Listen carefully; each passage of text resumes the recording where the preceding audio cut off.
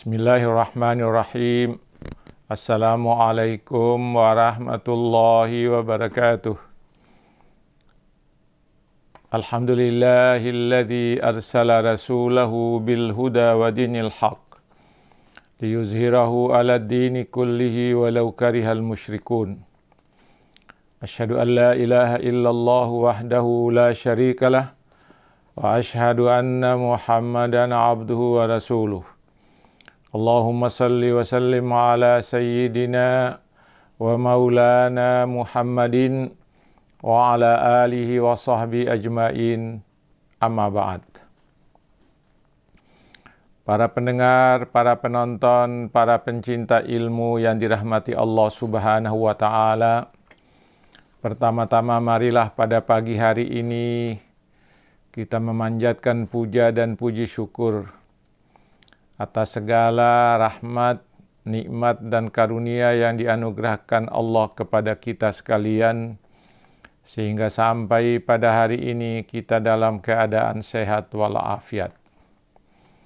Selanjutnya, untuk mengisi sarapan rohani pagi pada hari ini, hari Sabtu tanggal 19 September 2020. Tema yang akan kita sampaikan pada hari ini adalah setiap orang adalah pemimpin. Para pendengar, para penonton, para pencinta ilmu yang dirahmati Allah Subhanahu wa ta'ala, setiap orang atau individu adalah pemimpin. Pemimpin bagi siapa? Pemimpin bagi dirinya sendiri. Dalam kesendiriannya, sebelum dia memiliki hubungan dengan orang lain, maka setiap orang adalah pemimpin bagi dirinya. Saya adalah pemimpin bagi diri saya. Engkau adalah pemimpin bagi dirimu sendiri. Dia adalah pemimpin bagi dirinya sendiri. Sebagai pemimpin bagi dirinya, maka setiap orang harus mampu membawa dirinya. Harus mampu mengontrol dirinya.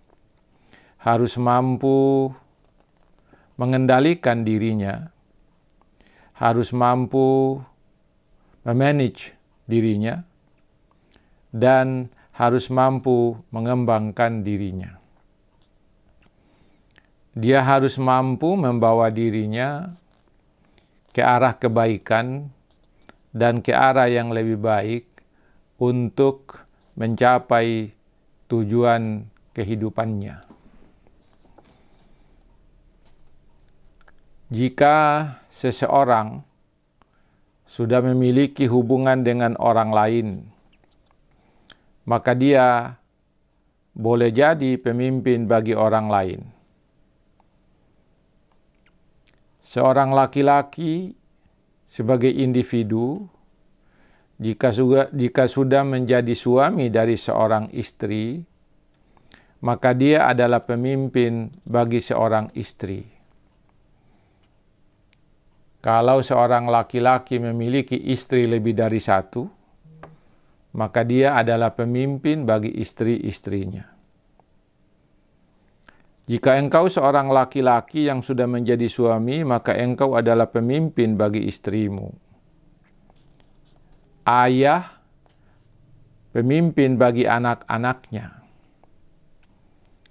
Jika engkau sudah mempunyai anak, maka engkau adalah pemimpin bagi anakmu dan anak-anakmu. Seorang perempuan adalah pemimpin bagi dirinya. Seorang perempuan yang menjadi istri adalah pemimpin bagi rumah tangga suaminya.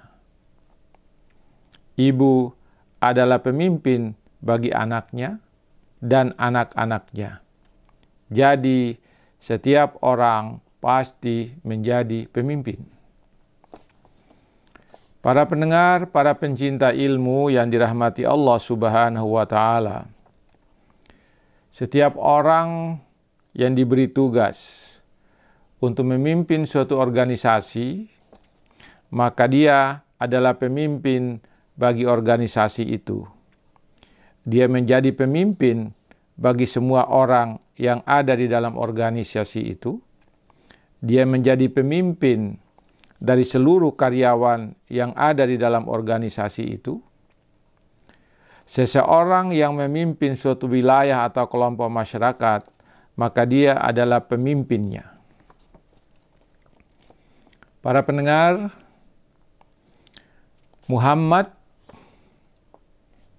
sebagai nabi, Muhammad adalah Rasulullah sallallahu alaihi wasallam. Muhammad sebagai individu adalah pemimpin bagi dirinya. Muhammad sebagai suami adalah pemimpin bagi istrinya dan istri-istrinya. Muhammad sallallahu alaihi wasallam sebagai nabi dan rasul adalah pemimpin bagi umatnya mulai dari masa pengutusannya hingga akhir zaman. Para pendengar, para pencinta ilmu, pemimpin dan kepemimpinan telah digambarkan oleh Rasulullah sallallahu alaihi wasallam dalam sebuah hadisnya sebagai berikut. Dari Abdullah bin Umar, dia berkata, aku telah mendengar Rasulullah sallallahu alaihi wasallam bersabda, kullukum ra'in wa kullukum mas'ulun an ra'iyatihi. Al-imamu ra'in wa mas'ulun an ra'iyatihi. War rajulu ra'in fi ahlihi wa huwa mas'ulun an ra'iyatihi. Wal mar'atu ra'iyatun fi baiti zawjiha wa mas'ulatun an ra'iyatiha wal khadimu ra'in fi mali sayyidihi wa mas'ulun an ra'iyatihi. Maksud dari sabda Rasulullah sallallahu alaihi wasallam itu menggambarkan setiap manusia adalah pemimpin. Hadis ini diriwayatkan oleh Abdullah ibnu Umar. Ia berkata, aku mendengar Rasulullah sallallahu alaihi wasallam bersabda, setiap orang dari kalian adalah pemimpin dan masing-masing akan dimintai pertanggungjawaban. Imam adalah pemimpin dan bertanggung jawab atas kepemimpinannya sebagai imam tersebut. Seorang suami adalah pemimpin di dalam keluarganya dan harus bertanggung jawab atas kepemimpinannya. Seorang istri adalah pemimpin di dalam rumah suaminya dan ia akan ditanya tentang kepemimpinannya itu. Seorang pelayan atau pembantu sekalipun adalah pemimpin bagi urusan rumah tangga tuannya dan bertanggung jawab atas kepemimpinannya itu. Ini kawan-kawan sekalian menunjukkan bahwa dalam kondisi apapun seorang manusia menjadi pemimpin. Itulah yang saya katakan tadi, dalam kesendiriannya dia adalah pemimpin bagi dirinya. Ketika dia bersosialisasi atau dalam rangka hubungan dengan orang lain, dia juga adalah pemimpin. Ketika dia berhubungan dengan orang lain, maka boleh jadi kepemimpinannya bisa banyak. Mereka itu akan menjadi seorang pemimpin dimanapun berada. Jadi setiap orang nanti boleh jadi jabatannya sebagai pemimpin banyak, tergantung dalam hubungan apa dia dengan orang lain. Tetapi yang jelas bahwa setiap individu adalah pemimpin bagi dirinya pada saat dia dalam kesendirian. Ketika dia dalam hubungan dengan orang lain, maka pada saat itulah dia akan menjadi pemimpin, sebutannya sebagai pemimpin apa. Para pendengar, para penonton yang dirahmati Allah Subhanahu wa Ta'ala, segala sesuatu yang dilakukan oleh pemimpin akan menjadi panutan bagi semua orang yang dipimpinnya. Oleh sebab itu, setiap pemimpin harus memiliki berbagai sifat yang baik dan terpuji, karena dia akan menjadi panutan bagi semua orang yang dipimpinnya. Salah satu sifat yang baik dan terpuji ini adalah kejujuran. Kejujuran menjadi sifat yang sangat penting yang harus dimiliki oleh seseorang atau seorang pemimpin, karena sifat ini menjadi pilar pokok dalam kepemimpinannya. Para pendengar, para penonton, para pencinta ilmu yang dirahmati Allah Subhanahu wa Ta'ala, ini berarti bahwa salah satu sifat yang paling penting bagi seseorang dalam memimpin adalah kejujuran. Baik dia memimpin dirinya sendiri maupun memimpin orang lain.